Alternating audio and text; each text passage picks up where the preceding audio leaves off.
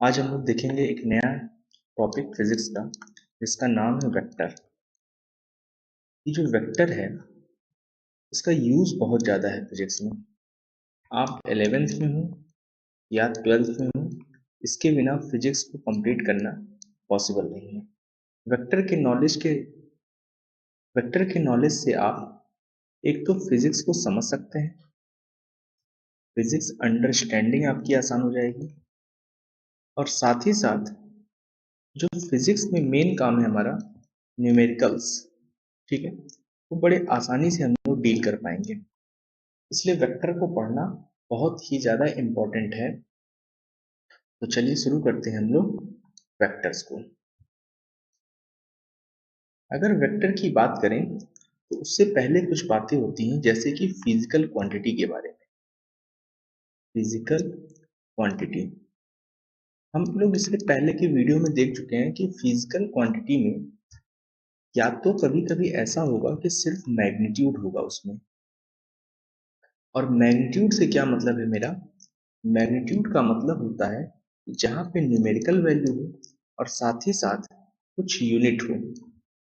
ठीक है, जैसे हमने लिख दिया 5 kg। ठीक है, यहाँ 5 kg में एक्चुअली है क्या? 5 आपका एक न्यूमेरिकल वैल्यू है और kg आपकी एक यूनिट है। ठीक हो गया? तो ऐसे वो सारे फिजिकल क्वांटिटी जिनके पास मैग्नीट्यूड हो ओनली, उनके पास क्या हो? Magnitude only. तो ऐसे फिजिकल क्वांटिटी को हम लोग स्केलर्स कहते हैं। ऐसे फिजिकल क्वांटिटी को हम लोग स्केलर्स कहते हैं। जैसे अगर एग्जांपल की बात करें तो एग्जांपल में हो गया लेंथ।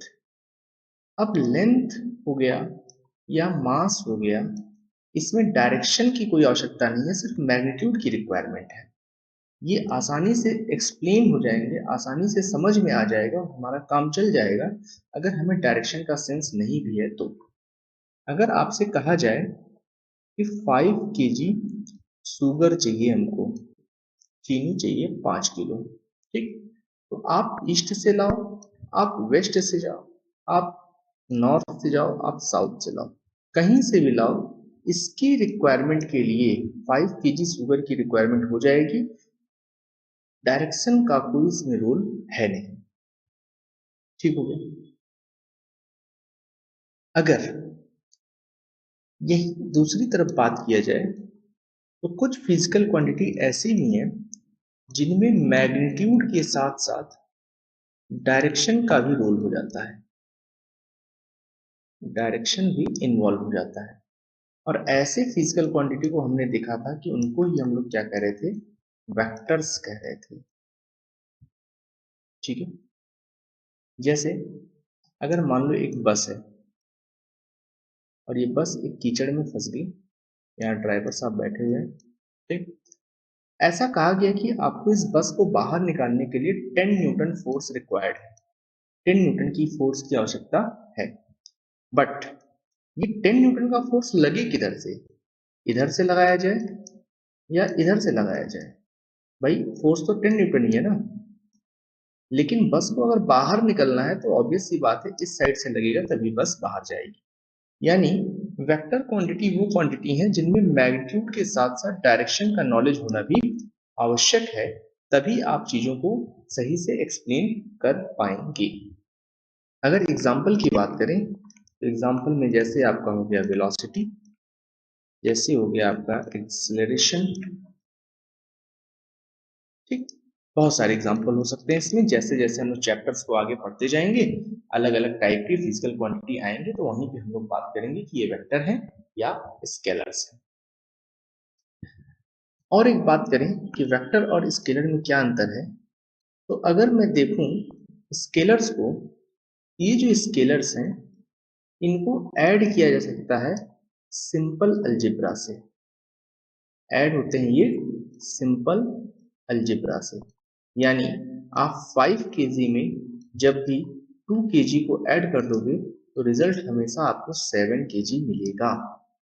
बट बट वेक्टर्स जो हैं ये do not added by simple algebra. Simple algebraic method से ये ऐड नहीं होते, इनके लिए हमको पढ़ना पड़ता है vector law of addition.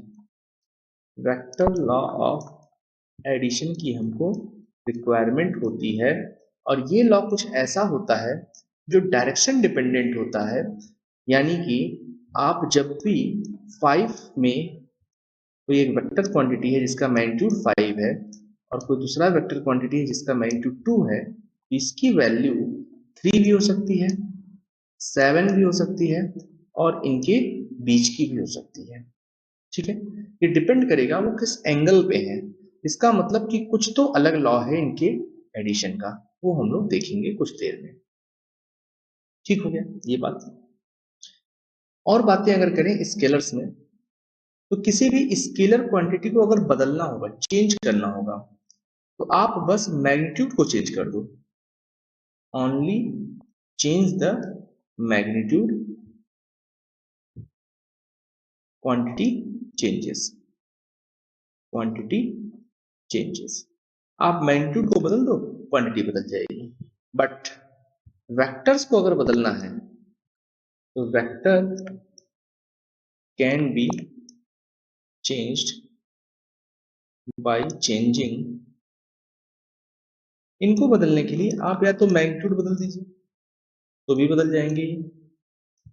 Magnitude के साथ साथ अगर आप चाहें तो मैग्नीट्यूड को सेम रखें और सिर्फ डायरेक्शन को चेंज कर दीजिए तो भी बदल जाएंगे, या आप दोनों को बदल दीजिए तो भी ये बदल जाएंगे। ये खास बात है वेक्टर्स को लेकर के। तो इतनी सारी बातें आप जब वेक्टर के बारे में बताते हैं तब जाकर के वेक्टर की कंप्लीट डेफिनेशन बनती है कि वेक्टर वो फिजिकल क्वांटिटी हैं जिनके पास, पहली बात, मैग्नीट्यूड एंड डायरेक्शन होना चाहिए। दूसरी बात, ये वेक्टर लॉ ऑफ एडिशन को फॉलो करना चाहिए। तीसरी बात, ये तभी चेंज होंगे जब आप इनका मैग्नीट्यूड चेंज कर दो, डायरेक्शन चेंज कर दो, या आप दोनों को ही चेंज कर दो तो भी ये चेंज हो जाएंगे। तो इतनी बातें आप जब बताते हैं तो कंप्लीट डेफिनेशन बनता है वेक्टर की। कुछ कंफ्यूजन्स होते हैं, कुछ कंफ्यूजन्स हैं स्केलर और वेक्टर को लेकर के। जैसे पहली बात, टाइम क्या है? टाइम हमारा स्केलर है या वेक्टर है? तो अगर आप टाइम के पास देखो ध्यान से, तो टाइम के पास डायरेक्शन होता है। टाइम के पास डायरेक्शन है, बिल्कुल है, तो लगना चाहिए कि ये क्या होना चाहिए, वेक्टर होना चाहिए। दूसरी बात, आप टाइम को ऐड करो तो 2 सेकंड में आप 5 सेकंड ऐड कर दोगे तो ऑब्वियस सी बात है आपको 7 सेकंड मिल जाएगा। ये तो सिंपल अलजेब्रा को फॉलो कर गया। इसका मतलब कि टाइम क्या है भैया, स्केलर भी है। तो टाइम को क्या बोले, वेक्टर बोले कि स्केलर बोले? द आंसर इज ये स्केलर होगा। ठीक है, क्यों होगा? क्योंकि जो टाइम का डायरेक्शन है वो फिक्स है। टाइम के पास डायरेक्शन तो है लेकिन वो डायरेक्शन कैसा है, फिक्स है। क्योंकि जो टाइम है वो चलता है पास्ट से प्रेजेंट और प्रेजेंट से फ्यूचर की तरफ, एक फिक्स डायरेक्शन में चलता है। एक सेकेंड, तो टाइम है हमारा वो एक फ्यूचर, ठीक है, ये एक फिक्स डायरेक्शन में चलता है। और जब डायरेक्शन फिक्स हो जाएगी तो हमें तो ऑलरेडी कोई फर्क पड़ेगा नहीं उससे। आप कभी भी टाइम को कैलकुलेट करेंगे तो एक ही डायरेक्शन बोलेंगे, इसलिए ये क्या है, आपका स्केलर। बाद में देखेंगे कि स्केलर भी नहीं है, टेंसर क्वांटिटी है। फिर अभी देखते हैं, फिलहाल के लिए भी स्केलर। सेकंड देखते हैं यार, सेकंड कंफ्यूजन होता है हमारा प्रेशर को लेकर के। प्रेशर, प्रेशर होता है नॉर्मल फोर्स अपॉन एरिया। ये फोर्स कैसा है, परपेंडिकुलर है। यानी कि जब भी सरफेस पे फोर्स लगेगा और प्रेशर कैलकुलेट करना हुआ तो इस सरफेस पे ये फोर्स कैसा होना चाहिए, नॉर्मली होना चाहिए। फिर से फिक्स हो गया बात, ठीक है।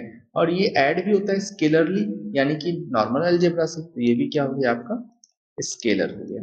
ठीक। तीसरा, इलेक्ट्रिक करंट। इलेक्ट्रिक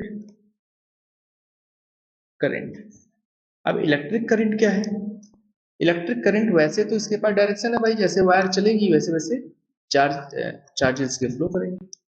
बट यहाँ पे समझने वाली बात है, ये डायरेक्शन ऑफ करंट नहीं है, ये डायरेक्शन ऑफ चार्ज फ्लो है, और चार्ज फ्लो जो फ्लो कर रहा है वो कहां से कर रहा है, हाई पोटेंशियल से, हाई पोटेंशियल से ये जा रहा है लो पोटेंशियल की तरफ, high potential to low potential, यानी फिक्स डायरेक्शन है ये। ठीक है, वायर बस एक मीडियम है जिसके थ्रू ये अपने पाथ को कवर कर रहा है।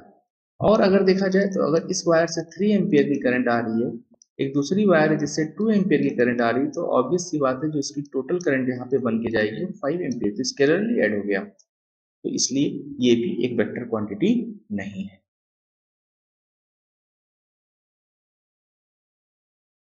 अच्छा, इतनी बात करने के बाद कुछ बातें और करते हैं यहाँ पे, जैसे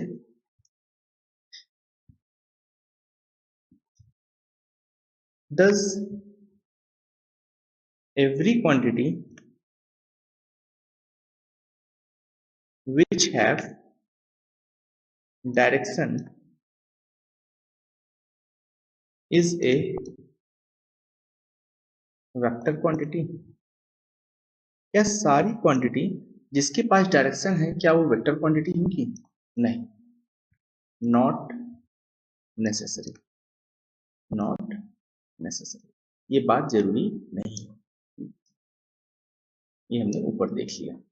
ठीक है, ये डायरेक्शन होने के साथ साथ क्या होना चाहिए, वेक्टर लॉ ऑफ एडिशन को भी फॉलो करना चाहिए, वेक्टर लॉ ऑफ एडिशन को भी ये फॉलो करना चाहिए। दूसरी बात, scalars can only be added, only be added within same unit। आप स्केलर क्वांटिटी को ये तो कह रहे हो कि सिंपल अलजेब्रा से वो ऐड हो जाएगा, लेकिन उनको ऐड होने की शर्त ये है कि यूनिट सेम होना चाहिए। आप 5 kg को 5 मीटर में ऐड नहीं कर सकते। ठीक है, इस बात को भी हमको ध्यान में रखना पड़ेगा। ठीक, ये कुछ बेसिक सी बातें हो गई वेक्टर को लेकर के।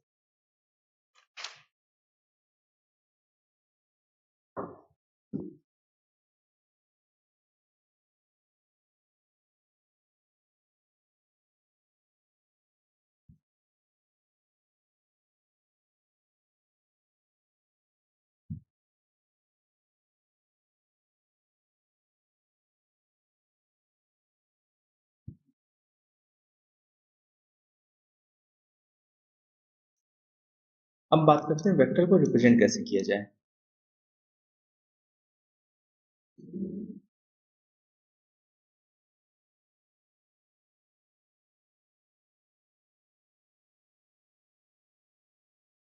रिप्रेजेंटेशन ऑफ वेक्टर,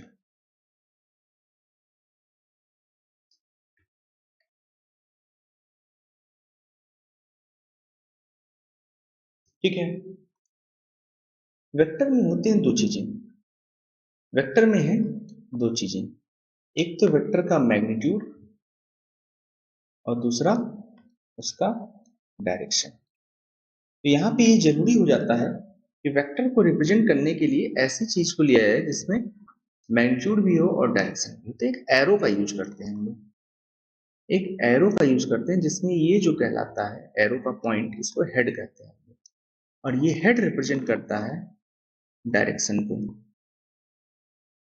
बाकी पोर्शन को हम लोग टेल कहते हैं इसकी, और ये टेल रिप्रेजेंट करता है मैग्नीट्यूड को।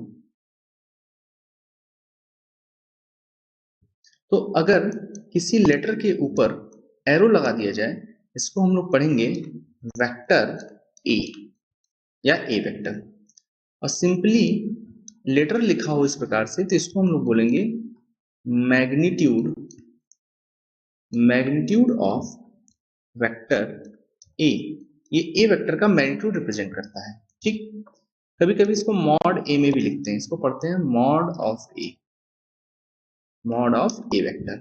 ठीक, एनसीईआरटी या कुछ बुक्स में आप देखेंगे कि किसी भी क्वांटिटी को वेक्टर बनाने के लिए उसने उसको बोल्ड कर दिया है, गाढ़ा कर दिया एकदम तगड़े से ऐसे। ठीक है, तो बोल्ड लेटर से भी वेक्टर को रिप्रेजेंट किया जाता है। ये चीजें आपको मालूम होनी चाहिए। चलिए अब बात करते हैं हम लोग पोजीशन ऑफ ए वेक्टर।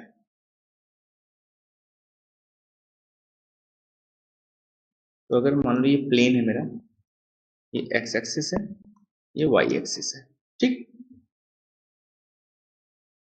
या पहले सिंपली देखते हैं वन डायमेंशन में, ठीक है। ये मान लो कोई पॉइंट पी है, तो इसकी पोजीशन बताने के लिए हमको ओरिजिन चाहिए।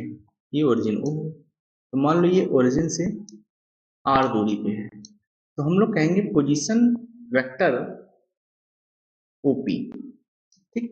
इसे बोलेंगे ओपी वेक्टर और इसकी वैल्यू क्या होगी, आर वेक्टर। ये डिस्टेंस हमेशा कहां से मेजर की जाएगी, ओरिजिन से।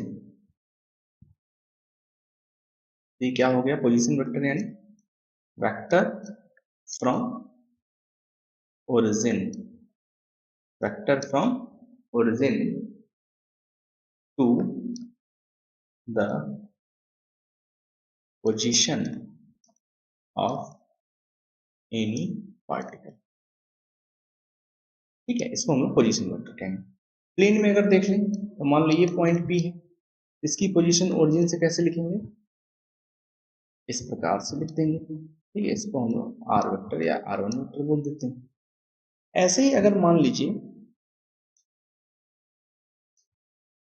ये हमारे पास एक्स एक्सिस है, ये हमारे पास वाई एक्सिस है, ये है पार्टिकल यहाँ पे था पहले, तो पार्टिकल जब यहाँ पे था तो हम लोग बताएंगे कि ओरिजिन से ये यहाँ पे है, यानी R1 वेक्टर। फिर मान लो थोड़ी देर बाद ये पार्टिकल P से चल के Q पे चला आया, ठीक है।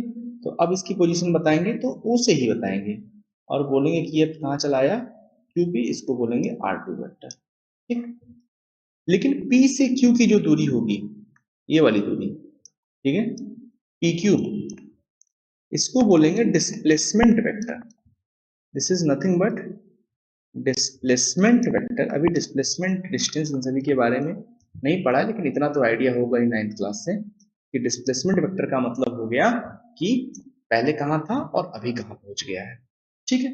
इसको बोलते हैं डिस्प्लेसमेंट वेक्टर, ठीक है। सिंपल सी बातें हो रखी हैं यहाँ पे। चलो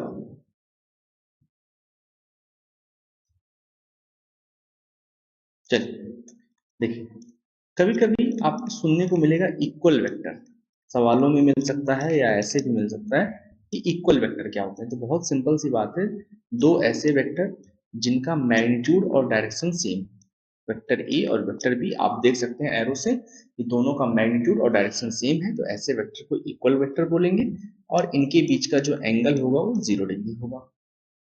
दूसरा दूसरा आपका होगा क्या, निगेटिव वेक्टर। निगेटिव वेक्टर ये क्या होगा भाई, इसमें भी क्या होगा, दो वेक्टर जिनके मैग्नीट्यूड तो सेम होंगे लेकिन डायरेक्शन इनके अलग अलग होंगे। मैग्नीट्यूड सेम होगा लेकिन डायरेक्शन अलग अलग होगा, यानी कि अपोजिट होगा, और यहाँ पे थीटा की वैल्यू 180 डिग्री होगी, तो इसको हम लोग निगेटिव वेक्टर बोलेंगे। Third is collinear vector. Collinear vector, vectors अगर एक लाइन में हो तो ऐसे वेक्टर को हम लोग कोलिनियर वेक्टर बोलेंगे। ये सारे टर्म्स हैं जो न्यूमेरिकल्स में यूज होते हैं, डेली लाइफ में यूज हो जाते हैं और हमको पता नहीं होता कि इसका क्या सेंस निकल रहा है। नेक्स्ट अपना लाइक या पैरेलल वेक्टर। तो इसमें कोई भी दो वेक्टर हो, अगर उनके डायरेक्शन सेम हो, मैग्नीट्यूड सेम भी हो सकते हैं और डिफरेंट भी हो सकते हैं, ठीक है। बस एंगल क्या होना चाहिए दो वेक्टर के बीच में, 0 डिग्री, तो उसको हम लोग बोल देंगे लाइक वेक्टर या parallel vector.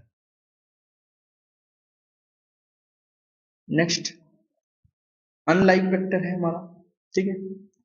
Next is unlike vector, या इसको हम लोग बोलेंगे anti parallel vector. Anti parallel vector, simple सी बात है, दो अपोजिट डायरेक्शन के वेक्टर्स, मैग्नीट्यूड सेम भी हो सकता है और डिफरेंट भी हो सकता है, थीटा की वैल्यू यहाँ पे 180 डिग्री होगी, जिसको हम लोग बोलेंगे लाइक या अरे सॉरी अनलाइक या एंटी पैरेलल वेक्टर, ठीक है। नेक्स्ट इज को इनिशियल वेक्टर। को इनिशियल वेक्टर ऐसे वेक्टर जो एक पॉइंट से ऑरिजिनेट हो रहे हो, किसी एक पॉइंट से ऑरिजिनेट हो रहे हो, इनको बोलेंगे को इनिशियल। ठीक है, तो ये कुछ वेक्टर्स हो गए जो यूज होते हैं, ऐसे टर्म्स यूज होते हैं। ठीक है, तो इसको हम लोग ध्यान में रखेंगे। एक और हम लोग यही देख लेते हैं, नल वेक्टर। नल वेक्टर, ठीक है।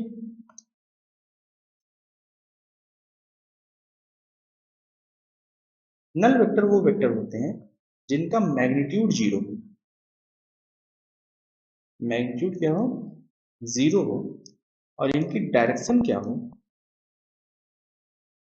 अनडिटरमिन्ड। अनडिटरमिन्ड, इनकी डायरेक्शन को पता कर पाना मुश्किल हो हमारे लिए। जैसे मान लो ये एक एरो है, अभी फिलहाल इसका डायरेक्शन ईस्ट डायरेक्शन में है और इसका मैग्नीट्यूड कुछ भी A B C D X Y Z हो सकता है। अगर मैं इसको छोटा करता जाऊं, छोटा करता जाऊं, छोटा करता जाऊं, छोटा छोटा छोटा छोटा छोटा, एक ऐसा समय आएगा इसका मैग्नीट्यूड जीरो के बराबर हो जाएगा और ये इतना छोटा हो जाएगा कि इसका डायरेक्शन फाइंड कर पाना मुश्किल हो जाएगा। तो ऐसे ही वेक्टर को हम लोग बोलेंगे नल वेक्टर। ठीक है, चलो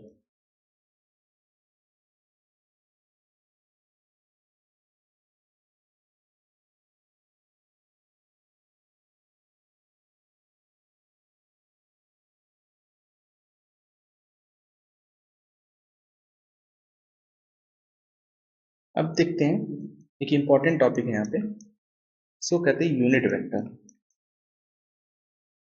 यूनिट वेक्टर क्या होता है, इंपॉर्टेंट है, इसको ध्यान से समझना होगा हमको। यूनिट वेक्टर में सबसे पहले तो एक बात समझना है कि इसका नाम से क्लियर है कि मैग्नीट्यूड क्या होगा, यूनिटी होगी इसकी मैग्नीट्यूड, वन के बराबर होगी। और डायरेक्शन क्या होगा, डायरेक्शन इसका क्या होगा, सेम एज ओरिजिनल वेक्टर। इसका डायरेक्शन वही होगा जो ओरिजिनल वेक्टर, यानी कि जिस वेक्टर का ये यूनिट वेक्टर होगा उसी के जैसा होगा। इसको ज्यादा अच्छे से समझने के लिए हम लोग क्या करते हैं, एक एग्जांपल लेते हैं। जैसे ये मान लो एक वेक्टर है, ये वेक्टर एक वेलोसिटी को रिप्रेजेंट कर रहा है और वेलोसिटी है किसी की 5 मीटर पर सेकेंड और डायरेक्शन है मान लो ईस्ट है। हमने कहा इसका यूनिट वेक्टर निकालो। यूनिट वेक्टर मतलब ये मैग्नीट्यूड बदल जाए किसमें, 1 मीटर पर सेकेंड में, यूनिटी हो जाए मैग्नीट्यूड, लेकिन डायरेक्शन वही रहे। ये क्या हो जाए, डायरेक्शन यही रहे। ये वाला जो वेक्टर बन गया 1 मीटर पर सेकेंड ईस्ट, ये वेलोसिटी वेक्टर का क्या है, यूनिट वेक्टर है, इसलिए इसको ऐसे लिखेंगे वी कैप। इसको पढ़ते हैं कैप। ठीक है, तो किसी भी वेक्टर का अगर कैप निकालना है तो क्या करना होगा, उसके मैग्नीट्यूड को यूनिटी कर देना होगा। ठीक है, कैसे हुआ होगा ये यूनिटी, ये वी कैप आया कैसे होगा, जरा देखो। आपका ये 5 मीटर पर सेकेंड जो ईस्ट है ये रहा होगा, इसमें हमने डिवाइड किया होगा इधर इसी के मैग्नीट्यूड से, इसी वेक्टर के मैग्नीट्यूड से, जो कि 5 मीटर पर सेकेंड ईस्ट है। ठीक है, तो ये क्या बन गया होगा, इसको ऐसे लिख दें।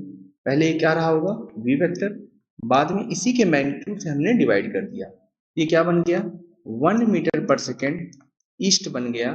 और ये 1 मीटर पर ईस्ट ही क्या है, इसका यूनिट वेक्टर है। तो यहां से देखो यूनिट वेक्टर का फॉर्मूला बड़े शानदार तरीके से बन गया कि ए कैप, किसी ए वेक्टर का यूनिट वेक्टर ये होगा उसी वेक्टर का, मतलब वो वेक्टर और अपॉन में उस वेक्टर का मैग्नीट्यूड। इस बात को याद रखेंगे। ठीक है, ये इंपॉर्टेंट चीज है यहाँ से। साथ ही अगर हम लिखना चाहें तो ए वेक्टर इक्वल टू लिख सकते हैं मैग्नीट्यूड उस वेक्टर का और ए कैप, यानी किसी भी मैग्नीट्यूड में अगर यूनिट वेक्टर से मल्टीप्लाई कर दिया जाए तो उसके पास उसी यूनिट वेक्टर का डायरेक्शन मिल जाता है। ठीक है, एक सवाल है यहाँ पे, कि इस यूनिट वेक्टर का डायमेंशन क्या होगा। यूनिट वेक्टर का डायमेंशन क्या होगा, तो आप देख पाएंगे कि ऊपर भी मीटर पर सेकेंड है, नीचे भी मीटर पर सेकेंड है, ये डायमेंशन लेस होता है। यूनिट वेक्टर आपका क्या होता है, डायमेंशन लेस क्वांटिटी। ठीक है, ठीक। अच्छा, अगर 5 मीटर पर सेकेंड से यहाँ पे हमने डिवाइड किया था, तो यहाँ पे कोई यूनिट भी नहीं बचती है। ठीक है, इस कारण से। ठीक, सिंपल सी चीज है। ये हमारा एक्स एक्सिस, ये हो गया हमारा वाई एक्सिस, और ये हमारा जेड एक्सिस। ठीक है, अगर हम मान लेते हैं कि एक्स एक्सिस में हम ए वेक्टर से रिप्रेजेंट करेंगे या ए एक्स वेक्टर से रिप्रेजेंट करेंगे, वाई एक्सिस को हम ए वाई वेक्टर से रिप्रेजेंट करेंगे, ए मैग्नीट्यूड हो सकता है, और जेड एक्सिस में अगर कोई चीज है तो उसको हम लोग ए जेड वेक्टर से रिप्रेजेंट करेंगे। अगर कोई एक्स एक्सिस में चलेगा और सिर्फ 1 यूनिट चला हो, एक्स एक्सिस में चले और कितना चले, 1 यूनिट चले, ठीक है, तो उसके लिए हम लोग लिखेंगे कि एक्स एक्सिस में मैग्नीट्यूड कितना है, 1 यूनिट, और उसका डायरेक्शन क्या है, तो हम बोलेंगे एक्स एक्सिस के अलावा। ये तो हो गया यूनिट वेक्टर, भाई मैग्नीट्यूड 1 यूनिट हो गया और डायरेक्शन एक्स एक्सिस में, ये तो यूनिट वेक्टर हो गया। ऐसे यूनिट वेक्टर को हम लोग आई कैप कहते हैं। सिमिलरली अगर कोई वाई डायरेक्शन में 1 यूनिट चल रहा हो, तो वो वाई एक्सिस का यूनिट वेक्टर हो गया, जिसको हम लोग बोलेंगे जे कैप। और अगर कोई एक्स या जेड में चल रहा हो और कितना चल रहा हो, सिर्फ 1 यूनिट चल रहा हो, तो उसको हम लोग बोलेंगे के कैप। तो यहाँ से 3 प्रकार के यूनिट वेक्टर हमको समझना है, एक आई कैप है, एक जे कैप है, और एक के कैप है। आई कैप क्या है, unit vector along X axis. J cap क्या है, unit vector along Y axis. और के कैप क्या है, यूनिट वेक्टर along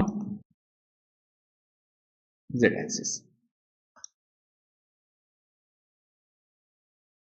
ये हो गया आई कैप, जे कैप और के कैप। तो अगर मैं लिखना चाहूं तो मैं ए एक्स वेक्टर को लिख सकता हूं कैसे। अभी हमने पढ़ा कि वेक्टर इक्वल टू क्या होता है, वेक्टर इक्वल टू होता है वेक्टर का मैग्नीट्यूड। तो मान लो इसका मैग्नीट्यूड ए है, और उस वेक्टर का डायरेक्शन, तो डायरेक्शन क्या है, आई कैप। तो ए एक्स इक्वल टू हो गया ए आई कैप। सिमिलरली मैं ए वाई वेक्टर को लिखना चाहूं, अगर मैं ए वाई वेक्टर को लिखना चाहूं तो भाई क्या लिख दूंगा, इस वेक्टर का मैग्नीट्यूड मान लो, या ए एक्स कर लो, ये ए वाई हो गया इसका मैग्नीट्यूड, और ये किस डायरेक्शन में चल रहा है, जे में, तो जे। और इसी प्रकार से मैं ए जेड वेक्टर को लिखना चाहूँ तो मैं लिखूंगा क्या, ए जेड इसका मैग्नीट्यूड और के कैप इसकी यूनिट। ठीक है, तो इस प्रकार से ये वेक्टर्स हो गए। और ये जो वेक्टर है आई कैप, जे कैप और के कैप, आप देखेंगे तो यहाँ पे ये एंगल्स 90 डिग्री का बना रहे हैं, इसलिए इनको एक नाम दिया गया है ऑर्थोगोनल वेक्टर। इनका नाम है ऑर्थोगोनल वेक्टर्स। ठीक है, तो ये सिंपल सी चीज हो जाती है यहाँ पे। अगर किसी वेक्टर में, एक सेकंड पेन चेंज करते हैं, अगर किसी वेक्टर में मान लो ये एक वेक्टर ए है, ठीक है, इसमें मैं किसी कांस्टेंट से मल्टीप्लाई कर लूँ, सपोज इसमें मैं 5 से मल्टीप्लाई कर देता हूँ और इसको 5 ए वेक्टर बना देता हूँ, तो बस कुछ होगा नहीं इससे, बस मैग्नीट्यूड इसका 5 टाइम्स हो जाएगा और डायरेक्शन सेम रहेगा। तो आप किसी भी वेक्टर को मल्टीप्लाई या डिवाइड करते हैं तो उससे उसके मैग्नीट्यूड पे फर्क पड़ता है, उसके डायरेक्शन पे कोई फर्क नहीं पड़ेगा। ठीक है,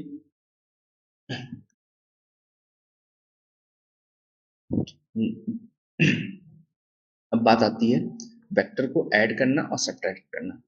यहां से हम लोग देखेंगे एडिशन ऑफ टू वेक्टर्स, दो वेक्टर को ऐड करना। तो इससे पहले कुछ प्रॉपर्टीज देख लेते हैं हम लोग वेक्टर की। कुछ प्रॉपर्टीज देख लेते हैं वेक्टर की। पहली प्रॉपर्टी ये है कि अगर मान लो ये एक वेक्टर है, इसको आप रोटेट नहीं कर रहे हैं, इसको आप पैरेलली शिफ्ट कर सकते हैं। ये वेक्टर यहां पे हो, इसको आप यहां पे लेते आओ, इसको आप यहां पे लेते जाओ, इसको आप यहां लेते जाओ, ये सब सेम है, कोई दिक्कत नहीं। ये भी ए वेक्टर है, ये भी ए वेक्टर है, और ये भी क्या होगा, ए वेक्टर है। ठीक है, बस याद रखना है कि इसको आप रोटेट नहीं कर सकते हैं। तो यहां पे हम लोग कहेंगे vectors can be shift parallelly. Parallel, ठीक है, इनको आप पैरेलल शिफ्ट कराएंगे हमेशा, जब भी आपको शिफ्ट कराना हो, कहीं भी आपको बनाना हो। दूसरा, वेक्टर चेंजेस ऑन रोटेशन।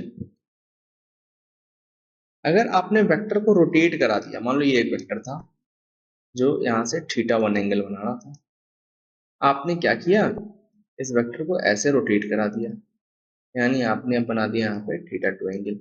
ये वेक्टर और ये वेक्टर दोनों सेम नहीं है, दोनों अलग अलग वेक्टर हैं, क्योंकि आपने डायरेक्शन ही चेंज कर दिया। और हमने पहले ही बात कर लिया है कि वेक्टर बदल जाते हैं अगर उनका मैग्नीट्यूड चेंज हो जाए, डायरेक्शन चेंज हो जाए, या दोनों में से दोनों ही चेंज हो जाए।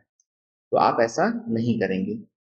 अगर करना है रोटेट, तो आप रोटेट कर सकते हैं 360 डिग्री पे, ठीक, क्योंकि आपको भी पता है कि 360 डिग्री पे रोटेट करने पे वेक्टर फिर से वहीं आ जाएगा अपने इनिशियल पोजीशन पे। ठीक, द थर्ड थिंग इज, मान लो ये हमारा एक्स वाई एक्सेस है और इसमें कोई एक वेक्टर पड़ा हुआ है, ए वेक्टर। अगर हम अपने कोऑर्डिनेट सिस्टम को इस प्रकार से कर दें, यानी कि इसे फ्रेम ऑफ रेफरेंस कहते हैं, फ्रेम ऑफ रेफरेंस बदल दें, तो वेक्टर पे कोई प्रभाव नहीं पड़ेगा, वेक्टर हमारा सेम रहेगा। तो vector remains unaffected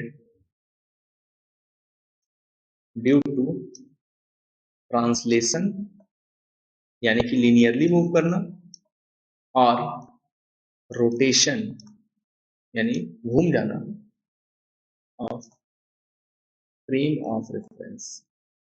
frame of reference के बारे में हम लोग बाद में डिटेल में बात करेंगे, ठीक है। तो ये बातें यहाँ पे इंपॉर्टेंट हो जाती हैं। तो ये तीन इंपॉर्टेंट बातें हैं कि वेक्टर को हम लोग खुद से शिफ्ट करेंगे तो पैरेलली करेंगे हमेशा। दूसरी चीज, वेक्टर का रोटेशन नहीं करेंगे, ओनली 360 डिग्री पे ही कर सकते हैं। और तीसरी चीज ये हो जाती है कि फ्रेम ऑफ रेफरेंस यानी कि कोऑर्डिनेट सिस्टम को आप रोटेट कर दीजिए या ट्रांसलेट कर दीजिए, उससे वेक्टर पे कोई प्रभाव नहीं पड़ता है, ठीक है। चलिए, अब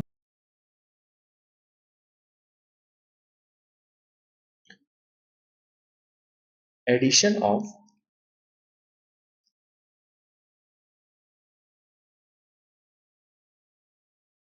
टू वेक्टर्स।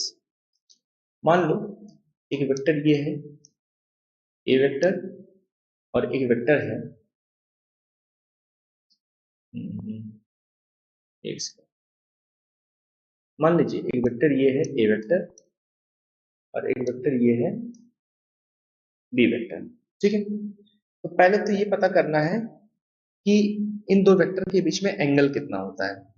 तो एंगल निकालने के दो तरीके हैं।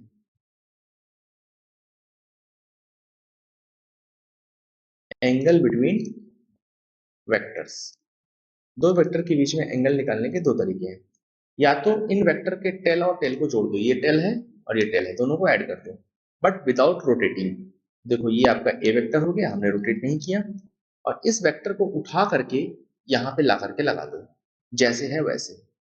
ये लो, थोड़ा सा बनाने के लिए तो करना पड़ेगा। ये हो गया बी वेक्टर, ठीक है। तो ये जो एंगल बन रहा है दो वेक्टर के बीच में, स्मॉलर एंगल, यही कहलाता है एंगल बिटवीन वेक्टर। दूसरा क्या कर सकते थे आप, ए वेक्टर ले लो, दूसरे के हेड के पास, पहले के हेड के पास दूसरे का टेल ला के रख दो ऐसे, ये ले लो, ये हो गया बी वेक्टर। अब इसमें से देख लो जो स्मॉलर एंगल होगा वही वेक्टर के बीच में होगा। एक एंगल ये बन रहा है इधर से, और एक एंगल ये बन रहा है इधर से, तो स्मॉलर वाला ये है, यही एंगल होगा क्या, दो वेक्टर के बीच में। तो यहां से बात समझ में आई कि दो वेक्टर को जब हम चाहे टेल टू टेल ऐड करें या हेड टू टेल ऐड करें, तो जो स्मॉलर एंगल होगा उनके बीच का वही क्या कहलाएगा, एंगल बिटवीन वेक्टर्स। और इसी नॉलेज की यूज करके हम लोग एडिशन ऑफ टू वेक्टर को समझते हैं। तो वेक्टर को ऐड करने के दो तरीके हैं। पहला है ट्रायंगल्स लॉ। ट्रायंगल्स लॉ, ठीक है। ये क्या कहता है कि यही ऊपर वाले मान लो ए और बी को हमको ऐड करना है। ये कहता है कि पहले इनको हेड टू टेल अरेंज करो। ये लो एक वेक्टर हमने बनाया ए वेक्टर, ठीक है। जहां इसका हेड खत्म होता है वहीं पे दूसरे के टेल को लाके रख दो। ये तो ये हो गया आपका बी वेक्टर, ठीक। अब ये ए वेक्टर का कुछ मैग्नीट्यूड होगा, ये बी वेक्टर का कुछ मैग्नीट्यूड होगा, और ये दोनों वेक्टर के बीच का एंगल होगा। तो ये कहा जाता है कि टेल से हेड की ये जो दूरी है, पहले के टेल से दूसरे के हेड की जो दूरी है, ये इन दोनों के सम के बराबर होगा, यानी कि ये आर वेक्टर होगा। तो आर वेक्टर बराबर हो जाएगा ए वेक्टर प्लस बी वेक्टर, ठीक है। यही है ट्रायंगल्स लॉ। और ये वाली जो एंगल है जो आर वेक्टर ने बनाया है ए वेक्टर से, that is called the alpha. So alpha is angle made by resultant vector, resultant vector from A vector, ठीक है। इस बात को याद रखना। तो अल्फा क्या है, रिजल्टेंट वेक्टर से बना हुआ एंगल है। बट ये तो आर वेक्टर जो आया, ये वेक्टर के फॉर्म में है, ये आर वेक्टर मैग्नीट्यूड के फॉर्म में कितना होगा, इसका मैग्नीट्यूड क्या होगा, ये निकालना हमारा काम, ठीक है। तो किसी भी वेक्टर का मैग्नीट्यूड कैसे निकले, इसके लिए थोड़ा सा एक डेरिवेशन देखना होगा हमको। चलिए, ये अपना ए वेक्टर था, ठीक है। इसका मैग्नीट्यूड हम लोग मान लेते हैं ए। ये अपना बी वेक्टर था, इसका मैग्नीट्यूड हम लोग मानते हैं बी है। तो हमारा अब एम है कि ये आर वेक्टर निकालना, इसका मैग्नीट्यूड आर होगा, वो कितना होगा, ठीक। और यहां से हम लोग कह सकते हैं ये वाला जो एंगल है, ये क्या है, दो वेक्टर के बीच का एंगल है। यहाँ पे एक कंस्ट्रक्शन करेंगे हम लोग। यहाँ से हमने एक परपेंडिकुलर ड्रॉ कर लिया, इसका नामकरण कर दें पी एम एन ओ, ठीक है। तो अगर देखा जाए ये आर वेक्टर का मैग्नीट्यूड निकालना है मुझे आर, तो बड़ा वाला ट्रायंगल देखें, in triangle P N O, ठीक है। इस बड़े वाले ट्रायंगल में हम कह सकते हैं कि P O square is nothing but P N square plus O N square, Pythagoras से।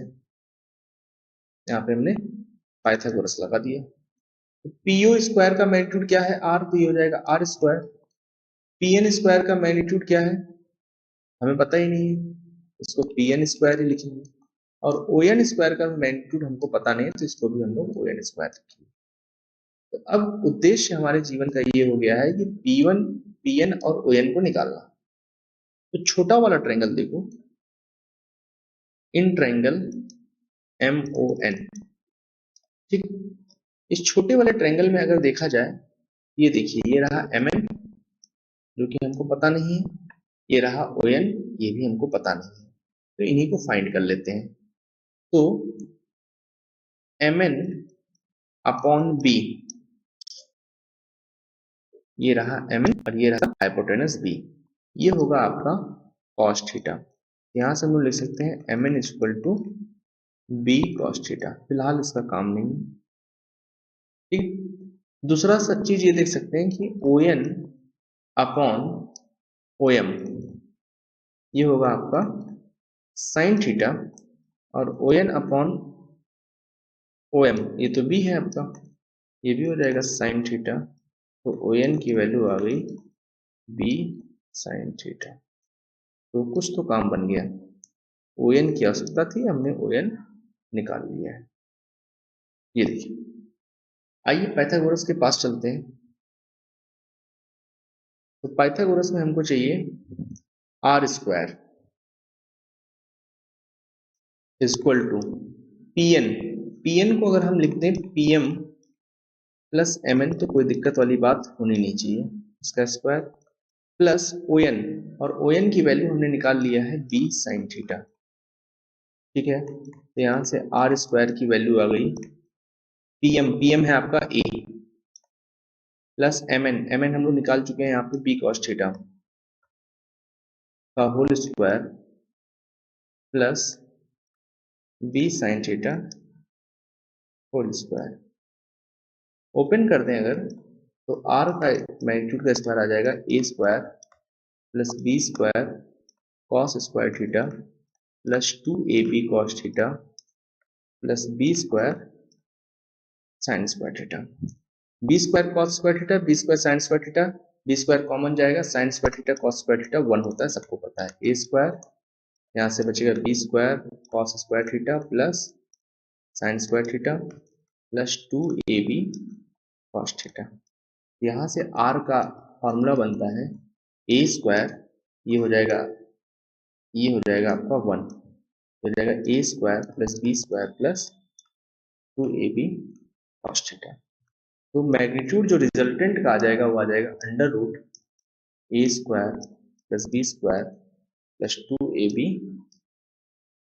Cos theta. इस बात को रट लेना है, ये है आपके रटने की बात। ठीक है, अगला परिश्रम यहाँ पे ये करना है, ये देखिए मुझको ये एंगल चाहिए, ये एंगल अल्फा है, हम लोग बात कर चुके हैं अल्फा क्या होता है। ये एंगल जो अल्फा होता है इसको बोलते हैं एंगल मेड बाई रिजल्टेंट। इसको कैसे निकालेंगे, बहुत ही आराम से निकालेंगे। ठीक है, तो इसको जरा देखो ध्यान से, अगर ये अल्फा निकालना है तो मैं यहां से tan अल्फा निकाल लेता हूं। ठीक है, यही कर देता हूं इसको, यहाँ पे हम लोग क्या निकालेंगे, tan अल्फा निकाल लेंगे, और tan अल्फा क्या होगा O N upon N P, O N upon P निकल लो। ओ एन की वैल्यू है बी साइन थीटा, और एनपी को अगर ध्यान से देखो तो ये हो गया आपका ए, और इसको हमने निकाल चुके हैं एमएन को बी कॉस थीटा, ये हो गया बी साइन थीटा अपॉन ए प्लस बी कॉस थीटा। ये आ गया angle made by resultant. This is what angle made by resultant. तो ये हो गई कुछ काम की बातें। तो यहां से अब हम किसी भी वेक्टर पे क्या निकालने के लिए सक्षम हो गए हैं कि उसका मैग्नीट्यूड होगा कितना, कि वो किस एंगल पे लग रहा है। जैसे ये एक ब्लॉक है, इस पे इधर मान लो 6 न्यूटन का फोर्स लगा, इधर आपका 8 न्यूटन का फोर्स लगा, और एंगल यहाँ पे 90 डिग्री है। तो इसका जो रिजल्टेंट होगा वो कैसे होगा, तो हमने बताया कि पहले 6 न्यूटन वाला फोर्स बना लो, जहां इसका हेड खत्म होता है वहीं पे दूसरे के टेल को बना लो, ये लो 8 न्यूटन वाला हो गया, इन दोनों को मैच करा दो, ये इसका क्या हो जाएगा रिजल्टेंट। और रिजल्टेंट की वैल्यू क्या होगी अंडर रूट ए स्क्वायर यानी 6 square, under root B square यानी 8 का square, plus 2ab 6 into 8 cos 90, क्योंकि एंगल दोनों के बीच में कितना होगा 90 डिग्री होगा, तो कॉस 90 तो जीरो, तो ये पूरा जीरो, तो आर की वैल्यू हो गई under root 6 square plus 8 square, तो आर की वैल्यू आ गई अंडर रूट 100 यानी कि 10 न्यूटन। ठीक है, और सारे एग्जांपल हम लोग देखेंगे नेक्स्ट क्लास में, फिलहाल के लिए यहाँ तक तैयार।